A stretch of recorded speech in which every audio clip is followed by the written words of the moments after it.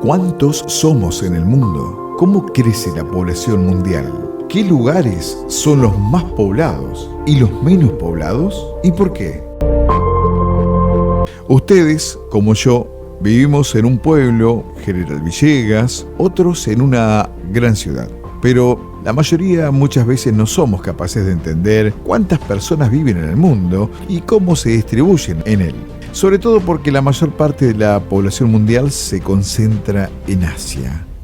De hecho, miren este dato. Viven más personas dentro de este círculo que fuera de él.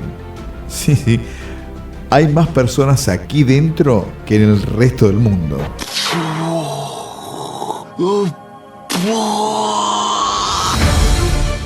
Ahora la pregunta es, ¿cómo crece exactamente la población?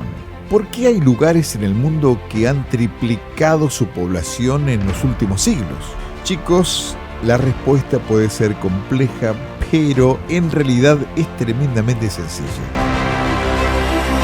Para esto es muy importante que sepamos qué es la densidad poblacional, lo cual puede verse afectada por distintos factores como por ejemplo la tasa de natalidad, la tasa de mortalidad y la tasa de migraciones.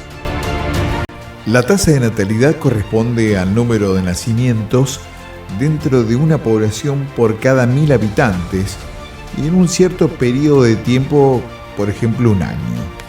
Es decir, realicemos el cálculo. El número de nacidos en un año divididos por la población total y multiplicado por 1000.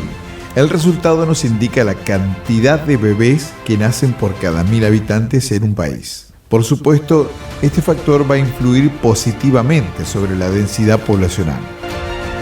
Por lo contrario, cuando hablamos de mortalidad, lo hacemos del número de fallecimientos que se producen. Y también hacemos un cálculo parecido. En este caso, la tasa de mortalidad nos indica el número de fallecidos por cada 1000 habitantes en un país.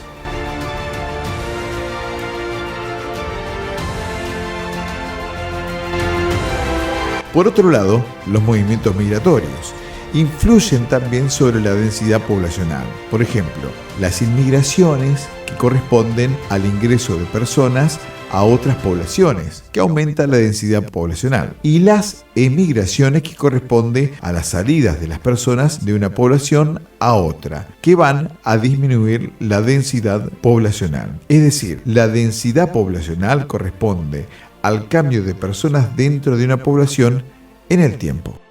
Bueno, dicho todo esto, la pregunta es, ¿cuántas personas somos en el mundo al día de hoy? Si hemos crecido tanto. Miren, es algo complicado de calcular, pero hay una página web que nos lo hace de manera aproximadamente, como ven, nos dicen cuál es el crecimiento de la población a cada segundo. Ahora sí, continuemos analizando un poco más cómo nos distribuimos los más de 7.500 millones de personas que habitamos en este mundo.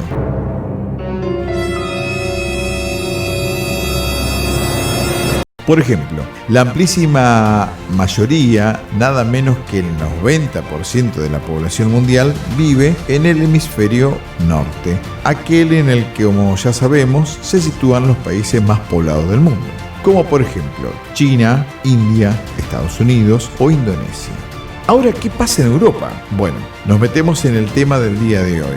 En los últimos 50 años, la tasa de fecundidad mundial se ha reducido a la mitad, de tal forma que los gobiernos occidentales ya no piensan en la superpoblación, sino en el envejecimiento.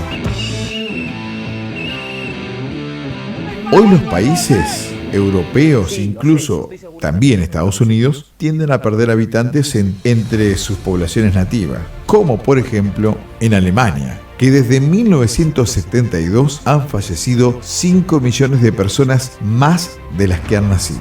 El caso más extremo de todos ha sido el de Rusia. En apenas 20 años, entre 1991 y en el 2011, fallecieron 13 millones. Sí, 13 millones de personas más de las que nacieron. De cara al futuro, las proyecciones muestran que en los próximos 50 años, la población nativa en Europa se reducirá en cerca de 100 millones de personas. Y no solo eso, el otro efecto de todo este proceso es que la población mundial, especialmente de los países más desarrollados, está envejeciendo a toda velocidad. Para que se den una idea de lo que estamos hablando, se calcula que en muchos países en torno al año 2050, el porcentaje de población con más de 65 años puede situarse en torno al 40%.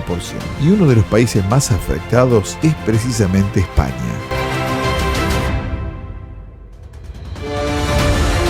Bueno, chicos, hagamos un ejercicio simple. Vamos a suponer que la fecundidad en España y en la Unión Europea se mantuvieran indefinidamente los valores que ha tenido desde el año 2000 y que además no llegaran inmigrantes. ¿Quieren saber qué ocurriría? Bueno, atentos al siguiente gráfico. La población entre 18 y 40 años, que es la población que más trabaja y la población que tiene hijos, se llevarían una tremenda sorpresa, porque el número de habitantes con apenas décadas de retraso seguiría la misma tendencia. Es que España es uno de los países que más está empezando a sentir la crisis demográfica. Según los diarios españoles, la crisis demográfica se agudiza. España sufre en el 2017 su mayor pérdida de población. Ahora, si miramos el promedio de hijos por mujer en España, podemos entender qué está pasando. Y eso que la llegada de inmigrantes en los últimos 20 años ha impulsado la natalidad. Hoy el 23% de niños nacidos en España, 1 de cada 4, tiene una madre extranjera. Hablamos de España, pero el escenario es similar en muchos países desarrollados. Y eso, como pueden imaginar, traen sus consecuencias. Pero eso se los dejo a ustedes para que lo resuelvan.